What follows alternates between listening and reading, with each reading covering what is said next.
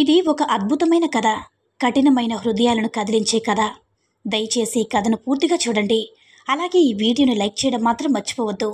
ఒక నగరంలో గొప్ప ధనవంతులైన వ్యాపారి ఉండేవాడు. అతని వద్ద కొన్ని తరాల వరకు కూర్చుని తిన్న తరగని ఆస్తులు ఉన్నాయి. ఎన్నో పెద్ద పెద్ద భవనాలు ఉన్నాయి. అతని వ్యాపారాన్ని వివిధ నగరాల్లో చేసేవాడు. దానికోసం అతడు అటు ఇటు తిరుగుతూ ఉండేవాడు. అతను ఎటు వెళ్ళినా సరే ఒంటరిగానే వెళ్ళేవాడు. ఎవరిని వెంట పెట్టుకుని వెళ్ళేవాడు కాదు. అలాగే అతను అంత తొందరగా ఎవరిని కూడా నమ్మేవాడు కాదు. ఇలా కాలం గడుస్తూ ఉంది. ఒకరోజు ఒక రాత్రి ఆ వ్యాపారి చల్లగాలిలో తన ఇంటి ముందు అటు ఇటు తిరుగుతూ ఉన్నాడు. అదే సమయంలో అతనికి ఒక వృద్ధుడు కనిపించాడు. అతడు బట్టలు చిరిగిపోయి ఉన్నాయి. అతని తల మీద ఏదో ఒక మూట ఉంది.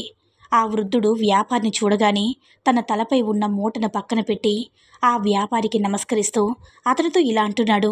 మహాత్మా, నేను చాలా దూరం నుంచి నడుచుకుంటూ వస్తున్నాను. నేను బాగా అలసిపోయాను. మీరు ఒప్పుకుంటే ఈరోజు రాత్రి ఇక్కడే విశ్రాంతి తీసుకుని రేపు ఉదయాన్నే వెళ్ళిపోతానని అంటాడు. ఆ వృద్ధుని మాటని విన్న వ్యాపారి, నువ్వేం మాట్లాడుతున్నావు? ఇది నా ఇల్లు. అందరూ ఉండడానికి ఇదేం ధర్మసత్రం కాదని అంటాడు. అప్పుడు ఆ వృద్ధుడు, నేను మీ ఇంట్లోకి రాను. ఇక్కడే ఈ అరుగు మీద పడుకుంటాను. రేపు ఉదయాన్నే తొందరగా వెళ్ళిపోతానని అంటాడు. అప్పుడు ఆ వ్యాపారి, నువ్వు ఇక్కడ పడుకుంటే నీకు కాపలాగా నేను ఇంకో వ్యక్తిని ఇక్కడే ఉంచవలసి ఉంటుందా? నేను ఉంచాలా ఏంటి అని అంటాడనమాట. అప్పుడు ఆ వృద్ధుడు, ఎందుకు నాకు కాపలా? ఏమీ అవసరం లేదు. నేను మిమ్మల్ని ఏమీ అడగనని అంటాడు.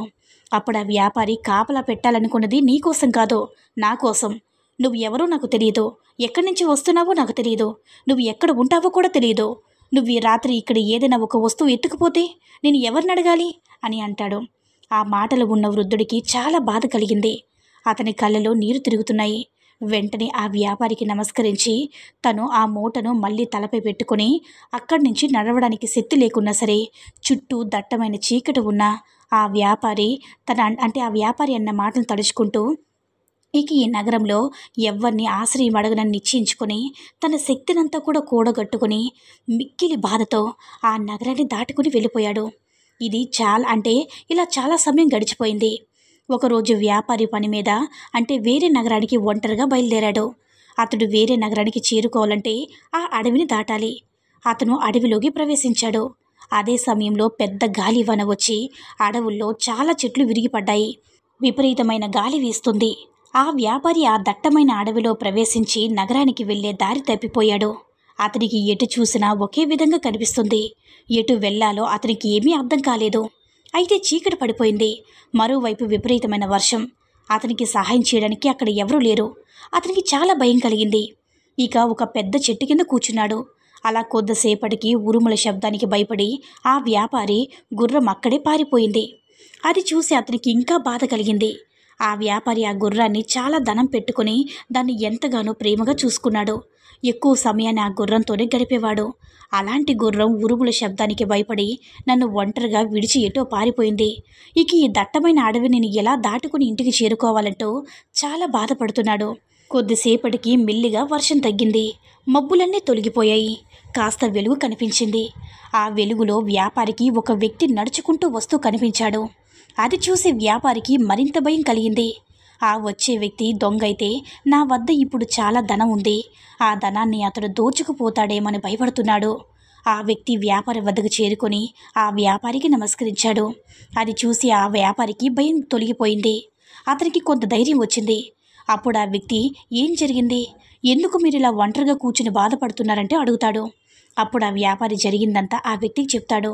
అది విన్న ఆ వ్యక్తికి అతనిపై దయ కలిగింది. మీరు బాధపడకండి, మా ఇల్లు ఈ అడవిలోనే ఉంది. మీరు మా వెంట రండి అంటూ ఆ వ్యాపారిని తన వెంట పెట్టుకుని తన ఇంటికి చేరుకున్నాడు. అతన్ని ఇంటి బయట ఉన్నది ఒక గుడిసెలో ఉంచి, మహాత్మా, మాది చాలా చిన్న ఇల్లు. మా ఇంట్లో నా వృద్ధ తల్లిదండ్రులు నేను ఉంటున్నాము. మీరు ఇక్కడే హాయిగా విశ్రాంతి తీసుకోండి అని అంటాడు. అప్పుడు ఆ వ్యాపారి, నా గుర్రం ఏటో వెళ్ళిపోయింది, అది మళ్ళీ నాకు లభిస్తుందా అంటూ అడిగాడు. అప్పుడు ఆ వ్యక్తి, మీ గుర్రం గురించి మీరు చింతించకండి. నాకు ఈ అడవి మొత్తం బాగా తెలుసు. తెల్లవారేసరికి నేను మీ గుర్రాన్ని వెతికి తీసుకువస్తాను అంటాడు. కొద్దిసేపటి తర్వాత ఆ వ్యక్తి ఒక గిన్నెలో పాలు తీసుకుని వచ్చి ఆ వ్యాపారి ముందు పెట్టి, ఇవి మేకపాలు, మీరు త్రాగండి అని చెప్తాడు. అప్పుడు ఆ వ్యాపారి, మీ వద్ద ఎన్ని మేకలు ఉన్నాయంటూ అడుగుతాడు. అప్పుడు ఆ వ్యక్తి, మా వద్ద ఒకే ఒక్క మేక ఉందని అంటాడు. అప్పుడు ఆ వ్యాపారి, ఒక మేక కొన్ని పాలను మాత్రమే ఇస్తుంది కదా, మరి మొత్తం పాలు నాకే ఇచ్చిస్తున్నారని అంటాడు. అప్పుడు ఆ వ్యక్తి, మా నాన్నగారు చెప్పారు, ఈరోజు పాలు మొత్తం కుదిరితే మీకే ఇవ్వమన్నారు, నేను ఈరోజు పాలు త్రాగమని అంటాడనమాట. అప్పుడు ఆ వ్యాపారి, మీరు మామూలు వ్యక్తులు కారు, మీరు మహాత్ములు, అతిథులకు ఎంతగా సేవలు చేస్తున్నారో మీ మేలుని ఎప్పటికీ కూడా మర్చిపోలేను అంటాడు. ఇలా మాట్లాడుకుంటూ ఆ వ్యాపారి నిద్రలోకి జారుకుంటాడు. ఇక వ్యక్తి అక్కడి నుంచి లేచి కర్రను తీసుకుని గుర్రాన్ని వెతకడానికి వెళ్ళిపోయాడు. అలా అతను రాత్రంతా అడవిలో వెతుకుతూనే ఉన్నాడు. ఇక చివరికి తెల్లవారే సమయంలో ఆ వ్యాపారికి గుర్రం కనిపించింది. ఇక దాన్ని తీసుకువచ్చి ఇంటి ముందు కట్టి ఉంచాడు. ఆ గుర్రం ఇంటికి రాగానే ఆ వ్యక్తి తల్లి దానికి గడ్డి తినిపిస్తూ ఉంది. దానికి స్నానం చేస్తూ అన్ని సేవలు చేస్తుంది. ఉదయం ఆ వ్యాపారి నిద్రలేచి బయటికి రాగానే తనకి తన గుర్రం కనిపించింది. వెంటనే ఆ వ్యక్తి వ్యాపారి వద్దకు వచ్చి, మీ గుర్రం లభించింది, ఇక మీరు బాధపడకండి అంటాడు. ఇక ఆ వ్యాపారి అతనికి ధన్యవాదాలు చెప్పి, మీరు నాకు చాలా సహాయం చేశారు, మీ రుణం నేను ఎలా తీర్చుకోవాలని అంటాడు. అదే సమయంలో తన వృద్ధ తల్లి మళ్ళీ ఒక గిన్నెలో పాలు తీసుకుని వచ్చి వ్యాపారికి ఇచ్చింది. ఆ పాలను త్రాగిన వ్యాపారి ఇక బయలుదేరే ముందు ఆ వ్యక్తితో, నేను ఒకసారి మీ నాన్నతో మాట్లాడాలని అనుకుంటున్నానని అంటాడు. వెంటనే ఆ వ్యక్తి తన తండ్రి వద్దకు వెళ్ళి, నాన్నగారు, మన ఇంటికి వచ్చిన అతిథి మమ్మల్ని కలిసి నీతో మాట్లాడాలి అనుకుంటున్నాడు అంటాడు. అప్పుడు ఆ తండ్రి, ఎందుకు, ఇప్పుడే వెళ్ళిపోతున్నారా, ఇంకా కొన్ని రోజులు ఇక్కడే ఉండమను అని అంటాడు. అప్పుడు ఆ వ్యక్తి, నాన్నగారు, నేను ఉండమని చాలా చెప్పి చూశాను, కానీ అతడు వెళ్తానని అంటున్నారు, అతడు ఒకసారి మీతో మాట్లాడతాడంటని అంటాడు. అప్పుడు ఆ తండ్రి, అవునా, అతన్ని జాగ్రత్తగా అడవిని దాటించు, నేను అతన్ని కలవాలి అనుకోవడం లేదని అంటాడు. తండ్రి మాటలు విన్న వ్యక్తి ఆశ్చర్యపోయాడు. ఏమీ మాట్లాడకుండా మౌనంగా ఉండిపోయాడు.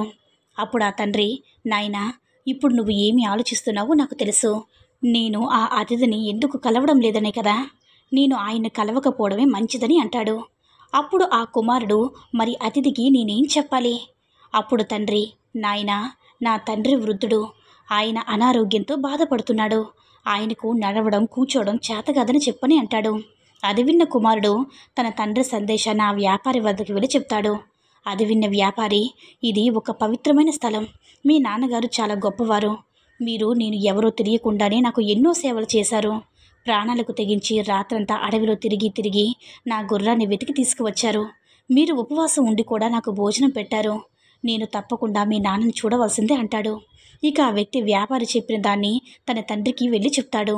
మీకు తండ్రి చేసేదేమీ లేక ఒప్పుకుంటాడు. వ్యాపారికి లోపలికి వచ్చి చూడగానే ఆ వ్యక్తిని గుర్తుపట్టేశాడు. ఆ వృద్ధుడు వేరే ఎవరో కాదు, కొన్ని రోజుల క్రితం వ్యాపారి ఇంటికి వచ్చి ఒక రాత్రి ఉంటానని ఆశ్రయం అడిగాడు. వ్యాపారి దొంగ అని అక్కడి నుంచి పంపివేశాడు.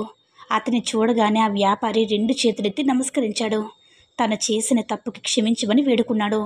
అప్పుడు ఆ వృద్ధుడు, మీరు గతాన్ని తలుచుకుని బాధపడతారని నేను మీ ముందుకు రాలేదని అంటాడు. అప్పుడు ఆ వ్యాపారి, మహాత్మా, మీది చాలా ఉన్నతమైన వ్యక్తి, మీరు మీలాంటి గొప్ప వాళ్ళని నేను ఎక్కడా చూడలేదంటూ ఆయన పాదాలు పట్టుకున్నాడు. మహాత్మా, మీది చిన్న ఇల్లు, నాది పెద్ద భవనం, నాది పెద్ద భవనం కన్నా ఎంతో గొప్పది, అన్నిటికన్నా మానవత్వమే చాలా గొప్పదని నాకు ఈరోజు తెలిసింది మహాత్మా. సాటి మనిషికి సహాయం చేసేవారు ఎంతగా సంతోషపడతారో నాకు స్వయంగా ఈరోజు తెలిసింది, మీరందరూ నా కళ్ళు తెరిపించారని అంటాడు. ఇక ఆ వృద్ధుని కొడుకు ఆ వ్యాపారిని జాగ్రత్తగా అడవిని దాటించాడు. ఇక అప్పట్నుంచి ఆ వ్యాపారి పూర్తిగా మారిపోయాడు.